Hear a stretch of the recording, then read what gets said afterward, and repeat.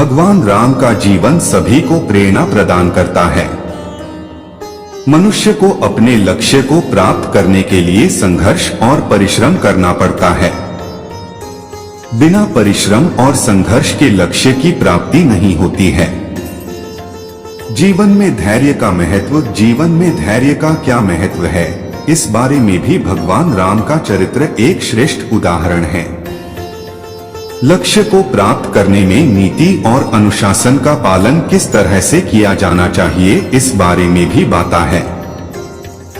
इसलिए राम श्रेष्ठ और मर्यादा पुरुषोत्तम है।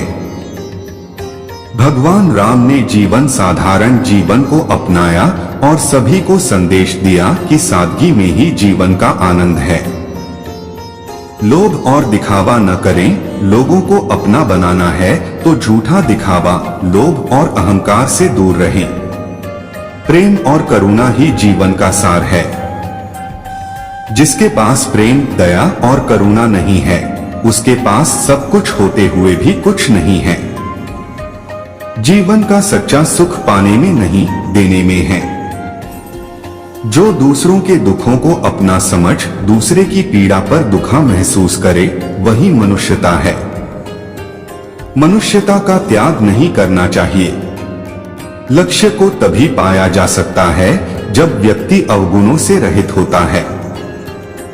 अहंकार का त्याग करें। रावण विद्वान था, उसके पास सोने की लंका थी और शक्तिशाली भी था, लेकिन रावण का सबसे बड़ा अवगुण यही था कि वो अत्यंत अहंकारी था। अहंकार व्यक्ति का सब कुछ नष्ट कर देता है। इसलिए अहंकार से दूर रहें, खुद एक आदर्श बने।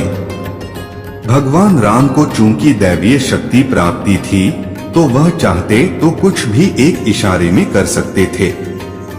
वह चाहते तो खुद को भगवान बताकर बुराइयां खत्म करने का अभियान चला सकते थे, लेकिन नहीं। उन्होंने हर काम एक आम व्यक्ति की भांति किया, जिससे कि लोग उनसे सीख सकें। भगवान राम ने खुद उस रास्ते पर चलकर दिखाया जिसे लोग आदर्श मानते थे। उन्होंने जिस तरह से हर काम किया, लोग उसकी मिसाल देते हैं। अपनी टीम को प्रोत्साहित करना। तमिलनाडु के तट से लंका तक पुल बनाना इंसानों की बस की बात नहीं थी। हजारों लाखों की संख्या में भी लोग पुल बनाते तो उसमें सालों लग जाते, लेकिन भगवान राम ने अपनी वानर सेना को इस तरह से प्रोत्साहित किया कि उन्होंने बहुत ही कम समय में पुल बना दिया। सामाजिक समानता। भगवान राम चूंकि राज परिवार से थे, वे चाहते तो केवट या शबरी को बिना गले लगाए भी अपना वनवास गुजार सकते थे, लेकिन उन्होंने सामाजिक समानता के लिए शबरी और केवट को गले लगाया। ऐसा करने से उनके साथ लोगों में समानता का विश्वास पैदा हुआ। शांति से लक्ष्य की ओर आगे बढ़ना। भगवान राम को 14 वर्ष का वनवास मिला था, जिसमें 12 साल उन्होंने चित्रकूट में ही बिता दिए। जब उन्हें ऐसा महसूस हुआ कि वन के सभी लोग उन्हें पहचानने लगे हैं, इससे उनके उद्देश्य में व्यवधान पड़ सकता है, तब वह वन से अगले पड़ाव की ओर चल पड़े थे। राम को आत्म प्रचार पसंद नहीं था। वे चुपचाप रहकर काम करना पसंद करते थे और अपने बारे में किसी को अधिक बताना भी नहीं चाहते थे। विज्ञापन के इस युग में राम के चरित्र से एक सीख लेनी चाहिए कि बिना प्रचार के शांति से हम अपने लक्ष्य की ओर बढ़े। एकता में शक्ति। जब रावण ने माता सीता का हरण किया, तो राम जी उस समय अपना आत्मविश्वास नहीं डगमगाने दिया। उन्होंने सभी को एकत्रित करके समुद्र पर सेतु की निर्माण किया और रावण का वध करके माता सीता को वापस लाए। इससे सीख मिलती है कि यदि योजना बनाकर एकता के साथ कार्य किया जाए, तो कठिन से कठिन कार्य भी पूरा किया जा सकता है और लक्ष्य की प्राप्ति की जा सकती है। माता पिता की आज्ञा का करें पालन। अपने पिता की आज्ञा और वचन को निभाने के लिए 14 वर्षों का वनवास स्वीकार किया।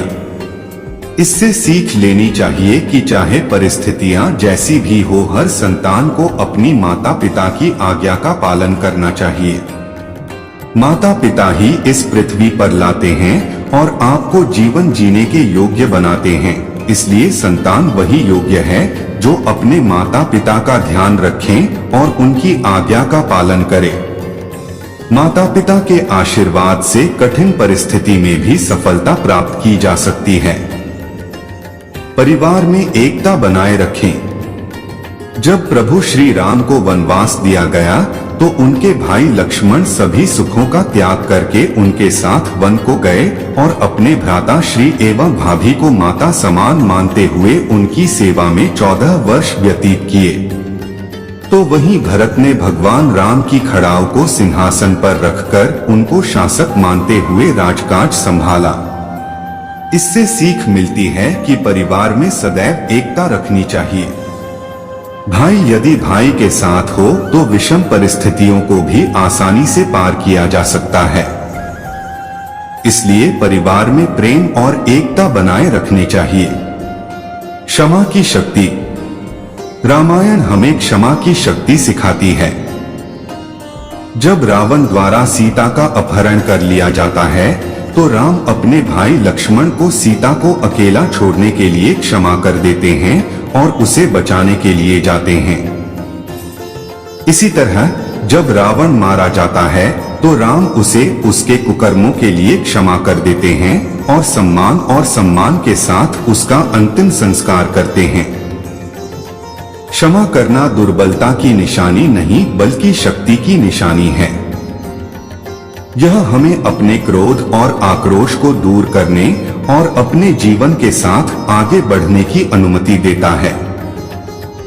जब हम दूसरों को क्षमा करते हैं तो हम न केवल स्वयं को नकारात्मक भावनाओं से मुक्त करते हैं बल्कि अपने चारों ओर एक सकारात्मक वातावरण भी निर्मित करते हैं।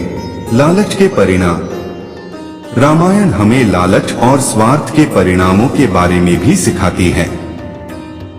रावण राक्षस राजा जो सीता का अपहरण करता है एक लालची और स्वार्थी शासक है जो चाहता है उसे पाने के लिए कुछ भी करने को तैयार है। शक्ति और धन की उसकी इच्छा अंततः उसके पतन की ओर ले जाती है और उसके कार्यों का उसके आसपास के लोगों पर विनाशकारी प्रभाव पड़ता है। इसी तरह राम की सौतेली मां कैकेयी के चरित्र को लालच और ईर्ष्या से प्रेरित दिखाया गया है। वह अपने पति राजा दशरथ को राम को निर्वासित करने और अपने बेटे को सिंहासन का उत्तराधिकारी बनाने के लिए राजी करती है।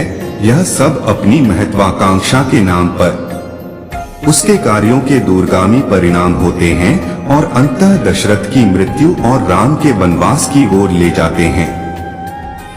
रामायण हमें लालच और स्वार्थ के खतरों से आगाह करती है और हमें दिखाती है कि इन गुणों के न केवल हमारे लिए बल्कि हमारे आसपास के लोगों के लिए भी गंभीर परिणाम हो सकते हैं। रामायण में संयम के महत्व पर भी प्रकाश डाला गया है।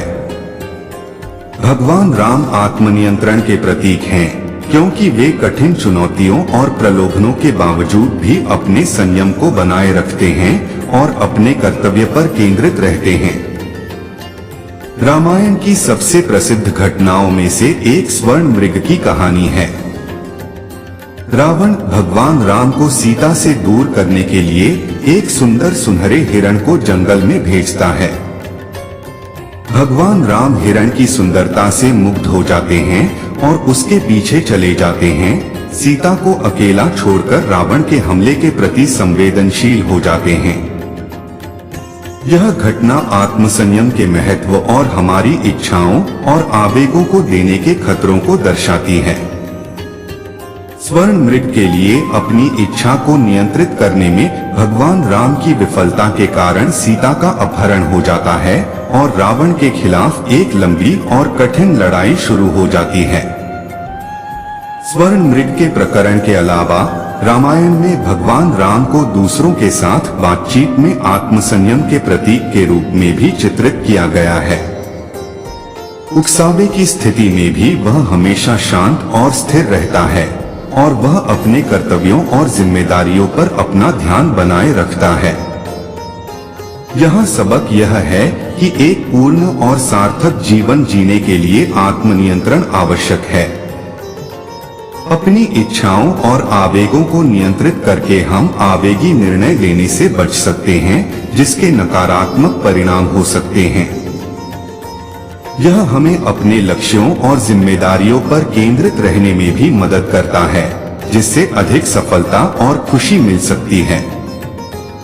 इसके अलावा रामायण हमें सिखाती है कि आत्मनियंत्रण केवल अपनी इच्छाओं और आवेगों को नियंत्रित करने के बारे में नहीं है, बल्कि यह भी है कि हम दूसरों के साथ कैसे व्यवहार करते हैं।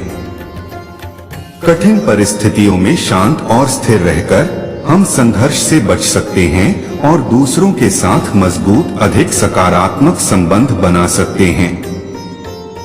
रामायण में कई मूल्यवान जीवन पाठ हैं जो आज भी प्रासंगिक हैं।